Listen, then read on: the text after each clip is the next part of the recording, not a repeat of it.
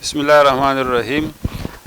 Question number 82. How many atoms of carbon are there in 90 gram of glucose? तो इसका तरीका ये कि पहले इसे मोल बनाएं. ग्लूकोज का मोलर मास 180 है, so you get 0.5 moles. 1 mole glucose contains 6 moles of carbon atom. तो हाफ में कितने होंगे? 3 mole of carbon, यानी 3 into Avogadro number of carbon atom. Option number A is correct. Question number next, the mass of 1 molecule of water. तो देखें इतने molecule अगर हम वाटर के ले लें, ये 1 मोल के बराबर हैं, और 1 मोल वाटर का मास 18 ग्राम है, तो फिर 1 मालिक्यूल ऑफ वाटर का मास कितना होगा? 18 को एवोगैड्रो नंबर से डिवाइड करना होगा, या हम इस तरह भी लिख सकते हैं 18 divided by Avogadro number. Option number B is correct. Question number 2. 0.22 litre इसे मोल्स बनाने हैं, तो इसको मोलर वॉल्यूम पर डिवाइड करना है. Molar volume of the gas is 22.4. It comes out to be 0.01 litre. Question number 85. 11.2 litre 8 STP उसका मास है 14 ग्राम, तो 22.4 लीटर का मास 28 ग्राम हो जाएगा ना, ये इसका हाफ है, तो ये डबल हो जाएगा. और 22.4 लीटर मीन 1 मोल, तो 1 mole of the gas is equal to 28 gram, यानी molar mass of the gas 28 gram है. तो इससे पता चलता है कि ये गैस जो है ना, this is nitrogen gas. Question number next, this is question number 86. How many atoms are there in 90 gram of glucose? तो 90 gram glucose mean half mole.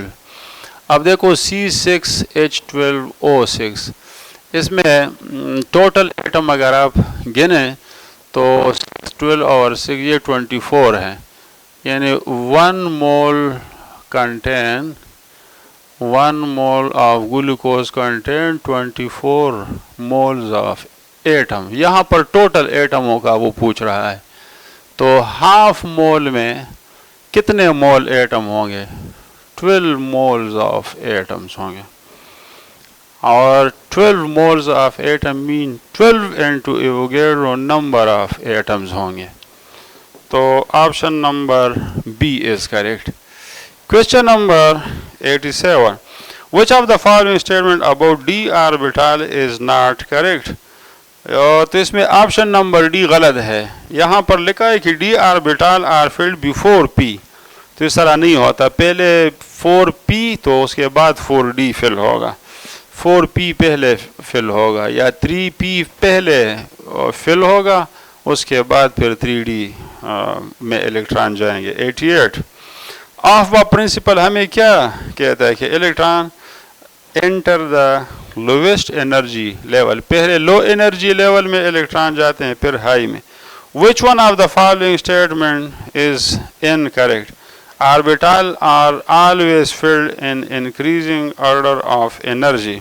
कौन सा स्टेटमेंट ठीक है? तो ये स्टेटमेंट करेक्ट है कि orbital are always filled in increasing order of energy according to the Aufbau rule. Question number 90. Which is not isoelectronic? Isoelectronic उसको कहते हैं जिसमें इलेक्ट्रॉन बराबर हों. तो देखो फ्लोरीन में अपने इलेक्ट्रॉन 9 होते हैं, जब इस पर -1 चार्ज आएगा सो इट कंटेन 10 इलेक्ट्रॉन. नियान का एटॉमिक नंबर 10 है, तो इसमें 10 इलेक्ट्रॉन होते. सोडियम का 11 है, तो इसमें 11 इलेक्ट्रॉन होते हैं, लेकिन जब ये +1 होगा it will have 10 electron. Magnesium का एटॉमिक नंबर 12 है, इसमें 12 इलेक्ट्रॉन होते हैं, लेकिन जब ये +1 हो जाएगा तो इसमें 11. तो बाकी सब में 10 इलेक्ट्रॉन हैं और इसमें डिफरेंट इलेक्ट्रॉन हैं. तो option number D is correct. Question number 91. In ammonia molecule the sigma bond is form. तो देखो नाइट्रोजन के साथ हाइब्रिड ऑर्बिटल होते हैं 4, और ये चारों hybrid orbital sp3 sp3 sp3 होते. तो 3 हाइब्रिड ऑर्बिटल में एक एक इलेक्ट्रॉन होता है और एक में लोन पेयर होते हैं। तो इसके साथ हाइड्रोजन का इस ऑर्बिटल ओवरलैप करके सिग्मा बॉन्ड बनाता है। So the bond is formed by the overlapping of sp3 and s orbital. तो option number C is correct. Question number next जो है, that is question number 92. In the molecule of CH2 double bond C and CH2, इसको एलाइलिन कहा जाता है या एलीन इसको कहते हैं। तो इसमें जो सेंट्रल कार्बन है इसके साथ कितने एटम अटैच है? 1 और 2, और इसके साथ लोन पेयर नहीं है। तो इसका जो स्टीरिक नंबर है वो 2 है, लिहाजा this carbon is sp hybridize और ये sp2 हाइब्रिडाइज होगा, ये भी sp2, but he is asking about the central carbon. तो option number C is correct. अच्छा, bond length, carbon carbon single bond का लेंथ 154 पिकोमीटर होता है। इन एक्साइटेड स्टेट 2s1 और 2p3 is the electronic configuration of carbon. Carbon की excited state में electronic configuration होगी 1s2 2s1, इधर से एक इलेक्ट्रॉन इधर जंप लगाते हैं तो ये 2p3 हो जाएगा।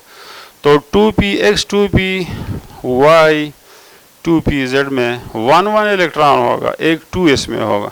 तो कार्बन के एक्साइटेड स्टेट में टोटल अनपेयर्ड इलेक्ट्रॉन 4 होते हैं, 95।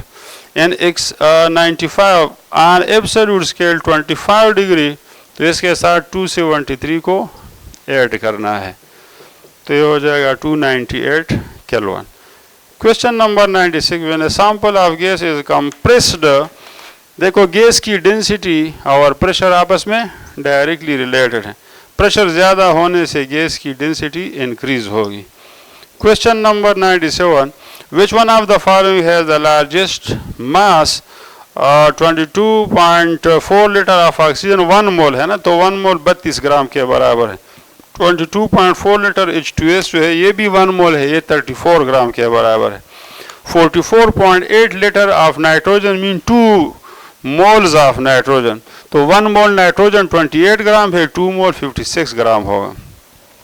और ऑप्शन नंबर बी में है 22.4 लीटर SO2, तो ये 1 मोल है, लेकिन 1 मोल SO2 का मास 64 ग्राम होता है। तो 97 में ऑप्शन नंबर बी करेक्ट है, यानी इसका 1 मोल है लेकिन ये नाइट्रोजन के 2 मोल से इसका मास ज़्यादा होगा। तो ज़रूरी नहीं है कि किसी चीज़ के मोल ज़्यादा हों तो उसका मास भी ज़्यादा हो ये उसके मोल और मास पर डिपेंड करता है। Question number 98, HTP the density of oxygen is, तो ऑक्सीजन की डेंसिटी 1.43 होती है। PM is equal to DRT या D is equal to PM/RT। तो प्रेशर अगर 1 एटमॉस्फेयर हो, ऑक्सीजन का मोलर मास 32 है, R.08 है, टेम्परेचर 273 है, so it comes out to be 1.43। Question number 99, when pressure is increased on water, water पर अगर आप प्रेशर इंक्रीज करते हैं तो इसका बॉइलिंग पॉइंट तो इंक्रीज होगा लेकिन मेल्टिंग पॉइंट कम होगा। This is interesting. अच्छा, पानी का मेल्टिंग पॉइंट कम हो जाता है, यानी पानी का मेल्टिंग पॉइंट या फ्रीजिंग पॉइंट कम हो जाता है, यानी water will not freeze at 0 अगर आप इसके ऊपर प्रेशर ज़्यादा करें, और ice under high pressure melt होता है। So that's why the melting point of water या freezing point of water decreases when you increase the pressure. Lubricating oil का boiling point ज़्यादा क्यों होता है? क्योंकि इसका मालिक्यूल जो है उसका चेन लंबा होता है और उसमें strong London forces होती हैं, because lubricating oil are made up of long chain hydrocarbon which possess London forces. Vacuum distillation किसको कहते हैं? Distillation under reduce pressure is called vacuum distillation. तो एक तो इससे बॉइलिंग पॉइंट डिक्रीज हो जाता है, जब आप किसी लिक्विड के ऊपर प्रेशर कम करते हैं तो उसका बॉइलिंग पॉइंट डिक्रीज। और दूसरी बात यह है कि उसमें फिर डिकम्पोजिशन नहीं होती है, क्योंकि अक्सर लिक्विड हाई टेम्परेचर पर डिकम्पोज हो जाते हैं। तो option number D is correct. Question number 102, the type of intermolecular forces in solid carbon dioxide. Carbon dioxide non polar है, तो इसमें लंदन फोर्सेस होती है। क्वेश्चन नंबर नेक्स्ट जो है, इन ग्रेफाइट ईच कार्बन, ग्रेफाइट में sp2 हाइब्रिडाइजेशन होती है और हर कार्बन के साथ 3 कार्बन अटैच होते हैं, and each carbon has an unpaired या non bonding electron. The change of solid on heated directly to vapours is called sublimation. और सब्लिमेशन का उलट जो है डिपोजिशन है, deposition, DEPOSITION। Question number 105, the point which lies at equal distance from 2 opposite faces. ये आपका unit cell है, तो इस फेस और इस फेस से एक पॉइंट है जो दोनों से बराबर बराबर फासले पर है। ये डिस्टेंस भी फॉर एग्जांपल 1 इंच है और ये भी 1 इंच है, तो ये पॉइंट, और इसी तरह यहाँ से और यहाँ से भी इक्वल डिस्टेंस पर हो। This point is called centre of symmetry. 106, interfacial angle for all the crystal. किसी भी क्रिस्टल के, फॉर एग्जांपल आपके साथ सोडियम क्लोराइड है, तो इसके जितने भी क्रिस्टल होंगे तो उनके 2 फेसेस के दरमियान एंगल जो है ना वो 90 ही होगा। इसी तरह किसी भी क्रिस्टल सॉलिड के जितने भी क्रिस्टल होंगे, चाहे छोटे हों चाहे बड़े हों, लेकिन उनमें जो इंटरफेशियल 2 फेसेस के दरमियान जो एंगल होगा, so that will be the same. Question number 106 में option number B. Question number 7, for which of the following Kp is less than Kc। Kp less तब होगा जब moles of the product are less, जब product के mole कम हो। तो option number B इसमें करेक्ट है। 108, ये जो ऑप्शन नंबर ए है, कैल्शियम कार्बोनेट, यहाँ पर ऑक्सीजन का ऑक्सीडेशन स्टेट -2 है, कार्बन का +4 है, कैल्शियम का +2 है। और राइट साइड पर बी ऑक्सीजन -2, कैल्शियम +2 और कार्बन +4 है। तो इसमें ऑक्सीडेशन नंबर में कोई फर्क नहीं आया है, तो it is not a Redux. बाकी सब में ऑक्सीडेशन स्टेट चेंज हो जाता है। O2 + 2H2 2H2O, यहाँ पर ऑक्सीजन 0 स्टेट से माइनस स्टेट में चला गया, रिड्यूस हो गया, और हाइड्रोजन 0 से प्लस स्टेट में गया है, तो ये ऑक्सीडाइज हुआ है। Question number 109, for a reaction if the value of Kc increases with temperature, अगर Kc और टेम्परेचर के दरमियान डायरेक्ट रिलेशन हो, मतलब टेम्परेचर बढ़ने से Kc ज़्यादा हो, तो आप समझ जाएं कि आपका रिएक्शन जो है वो एंडोथर्मिक है। तो this one is the endothermic है, तो delta H will be positive. तो 109 में option number A is correct. Exothermic reaction में टेम्परेचर ज़्यादा होने से Kc की वैल्यू कम हो जाती है। एंडोथर्मिक में Kc and temperature are directly proportional to one another.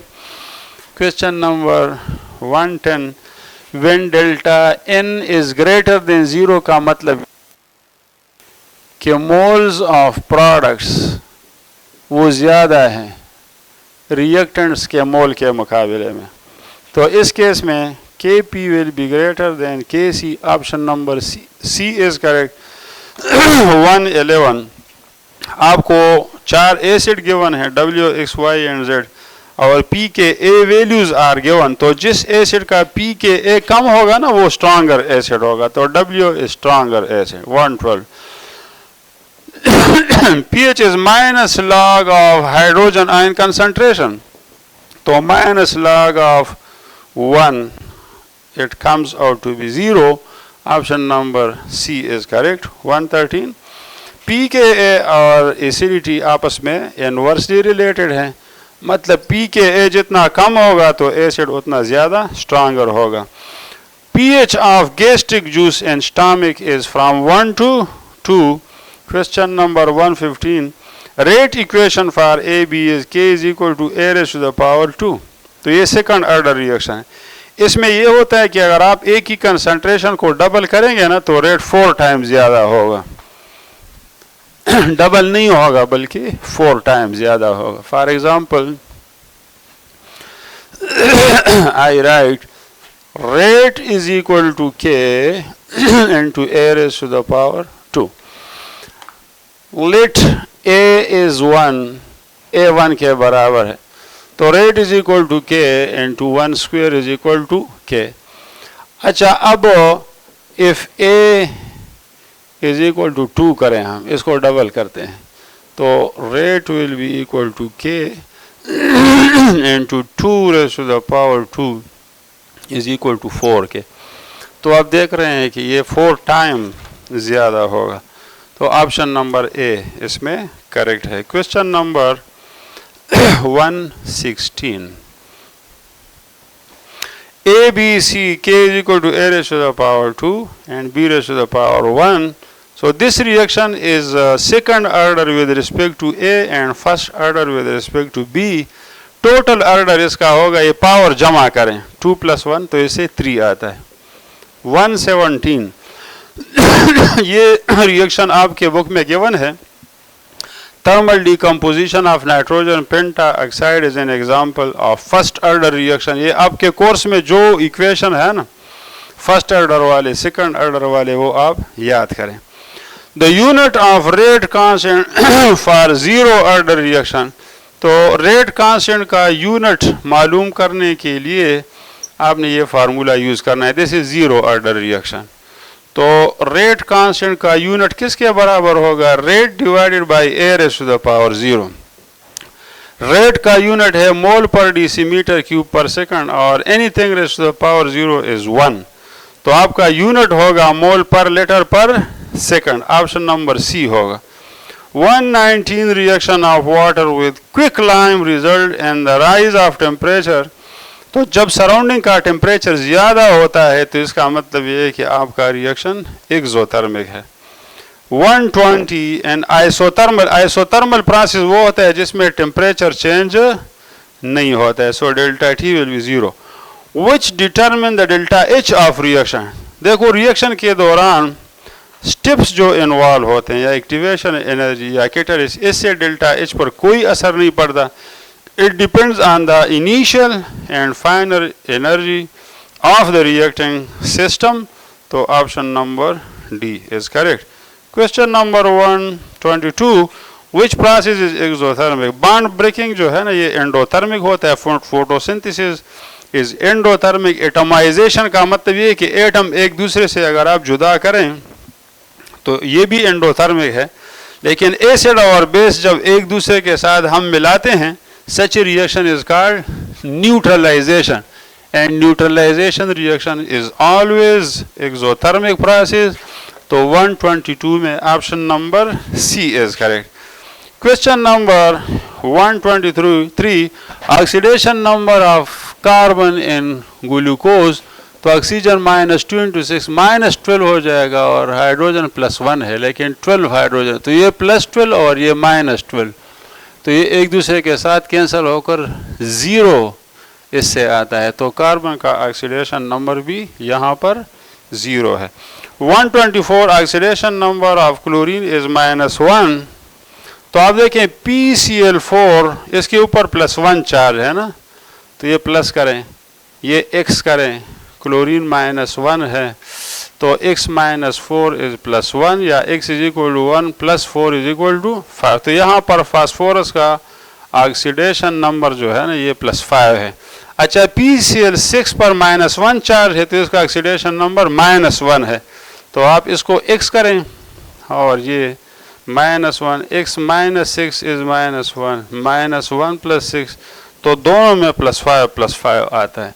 Question number 125 oxidation number of iron in K3 FeCN whole 6, तो ये +1 इंटू 3 + 3 है, ये -3 है। अब साइनाइड का -1 है, तो -1 इंटू 6 से -6 आता है। अब -6 के साथ क्या ऐड करें कि उससे -3 आए, तो इसके साथ अगर हम +3 को ऐड करें तो ये -3 आएगा। तो oxidation number of iron is +3 over here. 126 in galvanic cell या Daniell cell, zinc electrode has positive sign and it is anode. अच्छा, zinc is having negative sign. Anode का साइन वोल्टिक सेल में anode का sign negative होता है, so zinc has negative sign and is anode. तो 126 में option number A is correct.